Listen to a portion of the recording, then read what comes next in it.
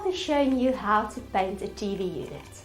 The same method and technique can be applied whether you are using the product on a larger surface, like for instance kitchen cupboard doors, or painting wall tiles.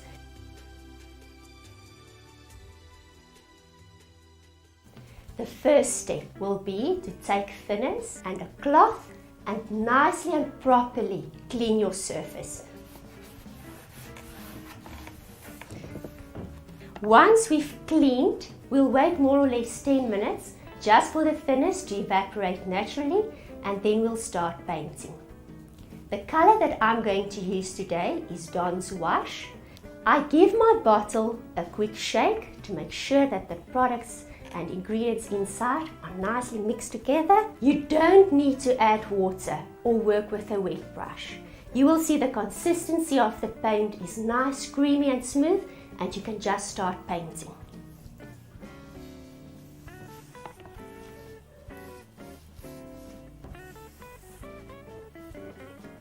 So now our first coat is complete. We'll wait 20 minutes for this coat to dry before we start applying our second and final coat. Next, I'll be showing you how to paint larger flat surfaces using both a paintbrush and a foam roller. I like to combine the two to get a nice even finish on your surface and to prevent the foam roller from sucking up most of your product. So what you do, first step is to dampen your foam roller with some water and remove any excess water.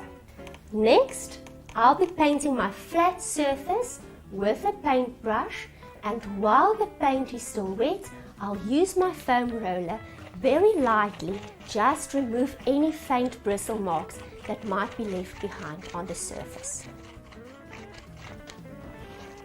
And we'll wait for this now to dry before we start applying our second coat.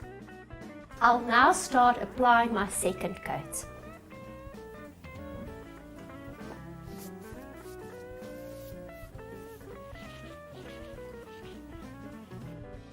While we wait for this section of the door to dry, I'll start with this side and show you how to add the technique that was done over here step by step.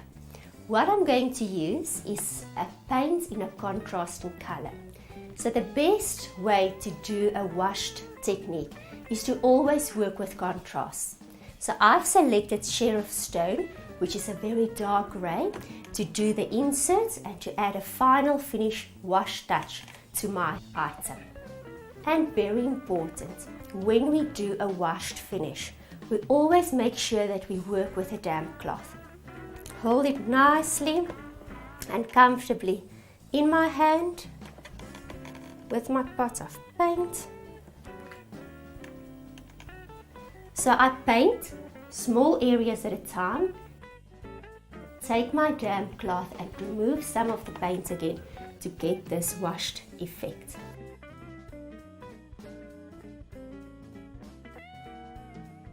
Okay, so now once I've completed the edges, I'll start with the insides. And I'm almost just like dry brushing these areas. And I start blending.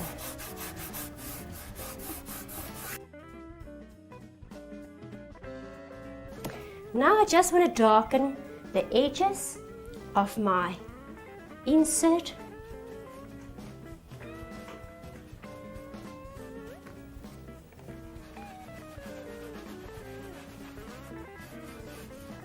The final touch on my washed surface will be to dry brush with a bit of Stefan. So when we dry brush, we use very little paint.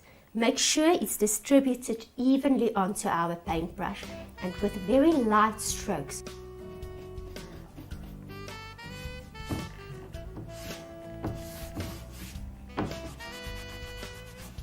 I'm now done with this section of the door. We are still waiting for this to dry nicely. Next, I'll be showing you how to do the detail washed effect on the areas over here. I've poured out 3 colors on my color palette. Over here I have Vineyard Stone, Sheriff Stone and Stefan. And I'm going to use these three colors to complete my effect. So, first, I'm going to start with my Sheriff Stone, which is the darkest color.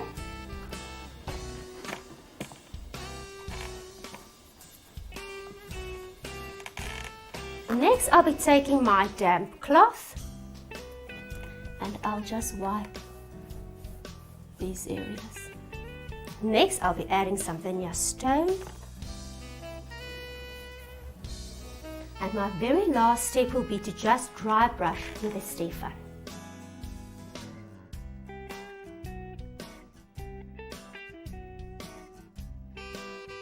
As a final touch to my furniture piece, I'll be adding some glaze. If you like a matte finish, it's not necessary to apply the glaze, but I would prefer a subtle satin finish to my room. When applying the glaze, you work with a damp cloth, and then I'll also be diluting my clear glaze to make it easier to apply. I have added 30 milliliters of water to my jar. Next, I'll be adding 100 milliliters of glaze. Next, I'll be dipping my cloth in the glaze. I fold the cloth like a ball in my hand and I wipe my glaze onto my painted item.